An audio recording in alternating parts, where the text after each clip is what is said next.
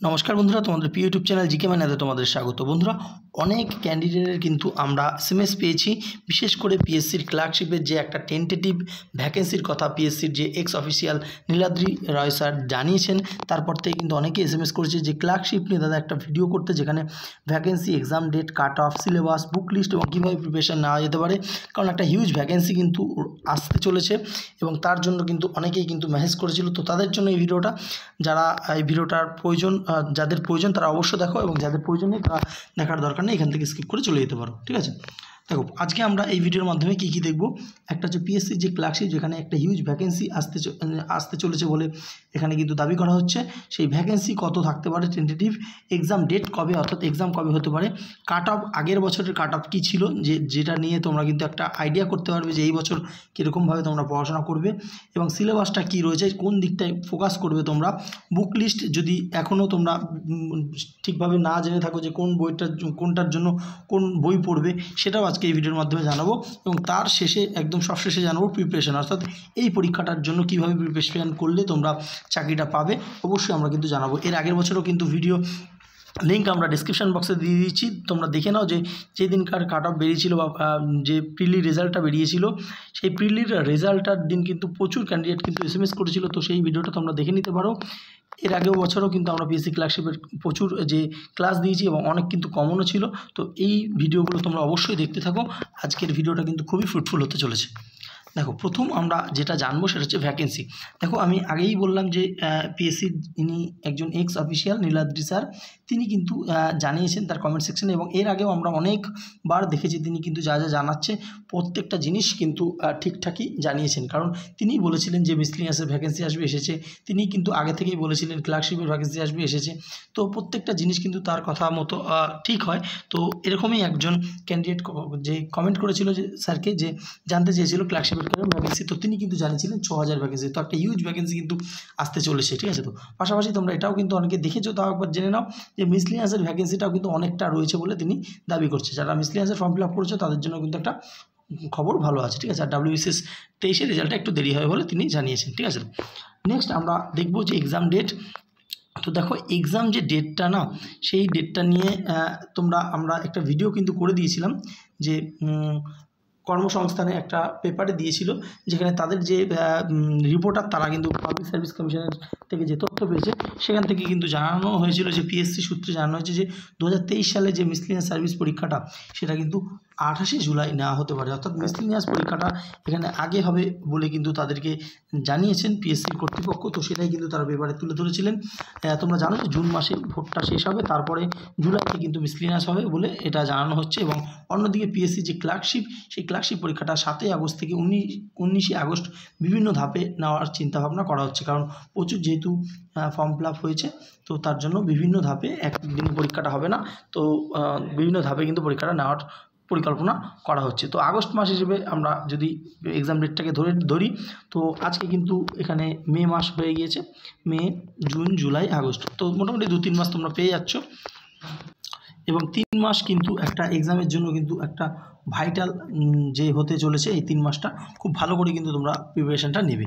তো একবার তোমরা যারা জানো না একবার দেখে নাও যে দেখো সিলেবাসটা কী রয়েছে। এই যে ক্লার্কশিপের যে পরীক্ষাটা হয়, এই ক্লার্কশিপের পরীক্ষাটা কিন্তু পার্ট 1 এবং পার্ট 2 এই দুটো মিলিয়ে কিন্তু যে ফাইনাল মেরিট অর্থাৎ চাকরি কে পাবে না সেটা কিন্তু তৈরি হয়। তো পার্ট 1-এ কিন্তু 100 নম্বরের পরীক্ষা থাকে যেটা এমসিকিউ, এবং পার্ট 2-তে যেটা থাকে সেটাও কিন্তু 100 নম্বরের এবং সেটা কিন্তু ভাগ করা থাকে, অর্থাৎ 50-50 করে ভাগ করা থাকে। ঠিক আছে, তো অর্থাৎ টোটাল 200 নম্বরের মধ্যে কাট অফটা কিন্তু রিলিজ হয়। তো আমরা এখন যেহেতু পার্ট 1টাকেই টার্গেট করবো, কারণ পার্ট 1 পাস করলে তবেই পার্ট 2 তোমরা বুঝতে পারবে। তো পার্ট 1টা দেখে নেবো যে পার্ট 1-এর কী সাবজেক্ট রয়েছে।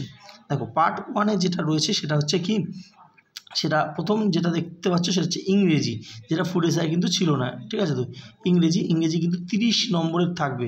অবশ্যই এবার কিন্তু তোমাদের ইংরেজিটা কিন্তু ভালো করে পড়তে হবে। ঠিক আছে, তো 2 নম্বর জিকে, যেটা প্রত্যেকটা পরীক্ষাতে পিএসসির ভার থাকে, সেটা হচ্ছে 40 মার্কসের জিকে, এবং অ্যারিথমেটিক যেটা রয়েছে সেটাও কিন্তু 40 মার্কসের রয়েছে। ঠিক আছে, তো বুঝতেই পারছো 40 অ্যারিথমেটিকটা 30 মার্কসের রয়েছে। ঠিক আছে, তো অর্থাৎ 30-30-60 আর 40 100 নম্বরের এই পরীক্ষাটা কিন্তু হবে, এবং যার জন্য তোমরা সময় পাবে 1.5 ঘন্টা, ঠিক আছে। তো 1 ঘন্টা 30 মিনিট কিন্তু সময় পাবে, ঠিক আছে। তো এই যে পরীক্ষাটার যে প্রথম যে প্রিলি পরীক্ষাটার জন্য তোমাদের কিন্তু এইভাবে খুব ভালো করে প্রিপারেশান নিতে হবে, যেখানে ইংরেজি কিন্তু অবশ্যই ইংরেজিটা একটা ভাইটাল রোল কিন্তু প্লে করছে, কারণ 30 মার্কস কিন্তু কম নয়, এবং জিকে তো অবশ্যই সব পরীক্ষায় থাকে, এবং ম্যাথ অ্যারিথমেটিকটা 30 মার্কসের রয়েছে। তো এখান থেকে এবং তারপর পার্ট 2-এ কিন্তু তোমরা জানো যে ইংরেজি এবং বেঙ্গলি ডেসক্রিপটিভ পেপার থাকে, এটা এখন মাথা ঘামানোর দরকার নেই, কদিন পর দেখলেও কিন্তু তোমাদের হবে। তো এখানে তোমরা দেখো এইটা শুরু করবে আগে কিন্তু যে পার্ট 1টা তোমাদের ভালো করে কিন্তু পড়াশোনা করতে হবে, কারণ পার্ট 1 পাস না করলে কিন্তু পার্ট 2 কোনো ভ্যালু থাকবে না, ঠিক আছে। তো পাশাপাশি যদি প্রত্যেক সপ্তাহে একটা করে রাইটিং লিখতে পারো তো সেটা তো খুবই ভালো হয়, ঠিক আছে। তো দেখো পার্ট 1-এর জন্য যে সিলেবাসটা আছে সেই সিলেবাসটা একবার একটু দেখে নাও, যে এই যে পার্ট 1-এর যে সিলেবাস, এখানে ইংরেজির মধ্যে কী কী রয়েছে দেখো।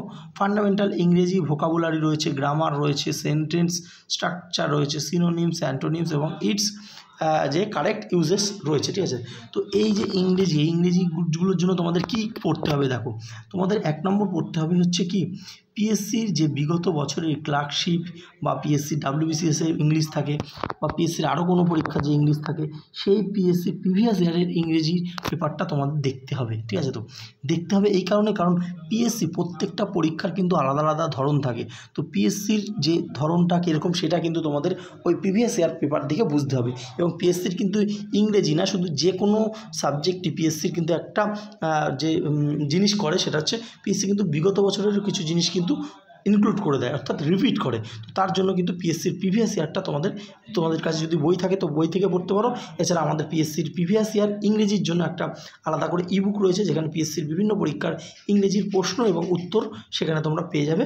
তো সেখানে নিচে লিঙ্ক রয়েছে, সেখানে গিয়ে তোমরা সেটা একটা মিনিমাম প্রাইস কিন্তু রাখা হয়েছে, সেটা তোমরা বাই করতে পারো, কিংবা কোনো রকম বই থাকলে তোমরা বই থেকেও পড়তে পারো, ঠিক আছে। তো ওটা যে বাই করতে হবে এটা কোনো বাধ্যতামূলক নেই।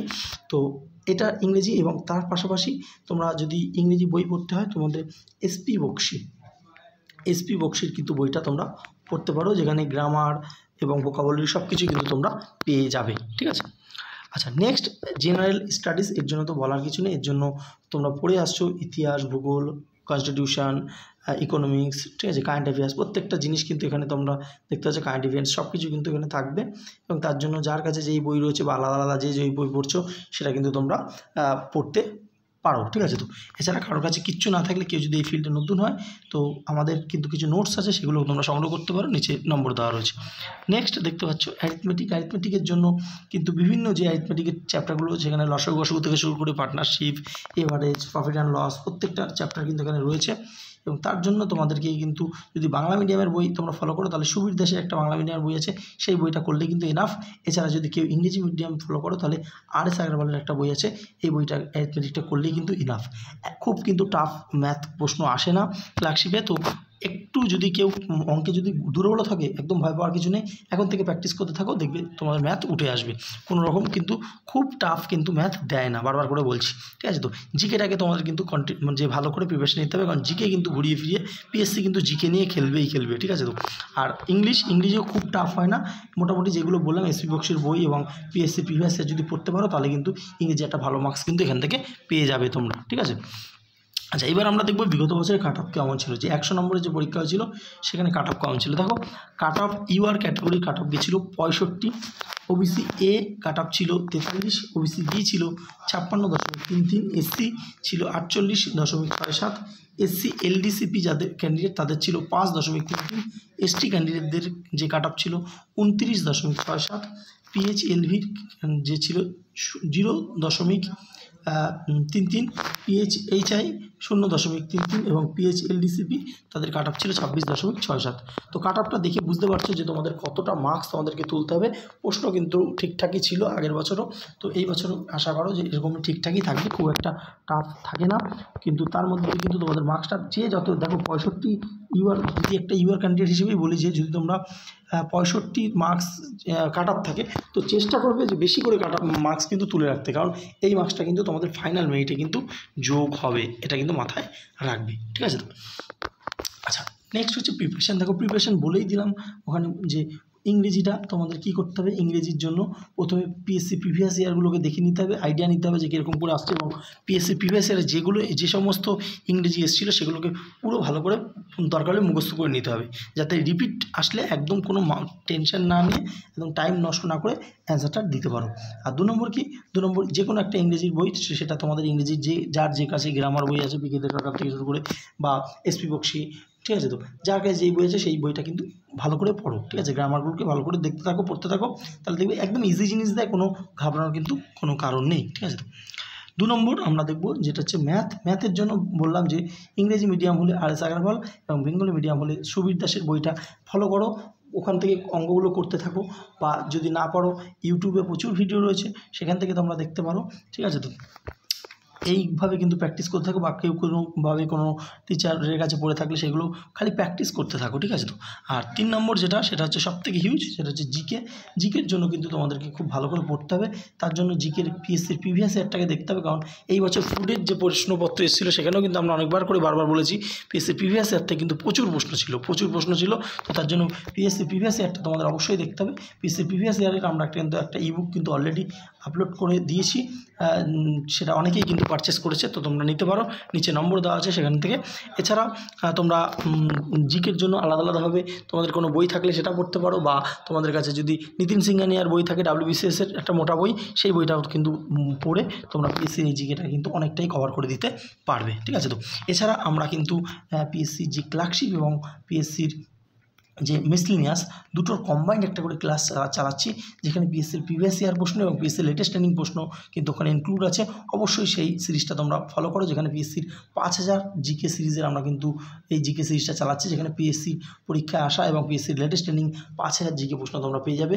অনেকগুলো পার্ট কিন্তু হয়ে গেছে, তোমরা সেই ভিডিওগুলো কিন্তু অবশ্যই দেখতে পারো, ঠিক আছে। তো এবং কারোর যদি মনে হয় যে এই যে ভ্যাকেন্সিটা কিন্তু তোমরা সিরিয়াসভাবে নিচ্ছ, বা খুব ভালোভাবে পড়াশোনা করে এর মধ্যে থেকে একটা পোস্ট নিজেকে দেখতে চাও, তো এখন থেকে খুব ভালো করে কিন্তু প্রিপারেশান তোমাদেরকে নিতে হবে, কারণ এই একটা ভ্যাকেন্সির জন্য কিন্তু দিন দিন কম্পিটিশান বাড়ছে এবং প্রচুর ভ্যাকেন্সি আছে। এর জন্য বলছি খুব ভালো করে কিন্তু প্রিপারেশান নিতে থাকো। যাদের মিসলিনিয়াসও আছে তারা কম্বাইন্ডভাবে প্রিপারেশান নিতে থাকো, এবং যাদের শুধু ক্লার্কশিপ আছে তাহলে ক্লার্কশিপের জন্য কিন্তু খাটতে থাকো। খুব ভালো করে পড়ো, তাহলে দেখবে নেক্সট এই যে পরীক্ষাগুলো আসছে এই পরীক্ষাগুলো কিন্তু নিজেকে মেরিট লিস্টে দেখতে পারবে। তাছাড়া কোনো রকম প্রশ্ন থাকলে আমাদের কমেন্ট সেকশানে তোমরা জানাতে পারো। ধন্যবাদ।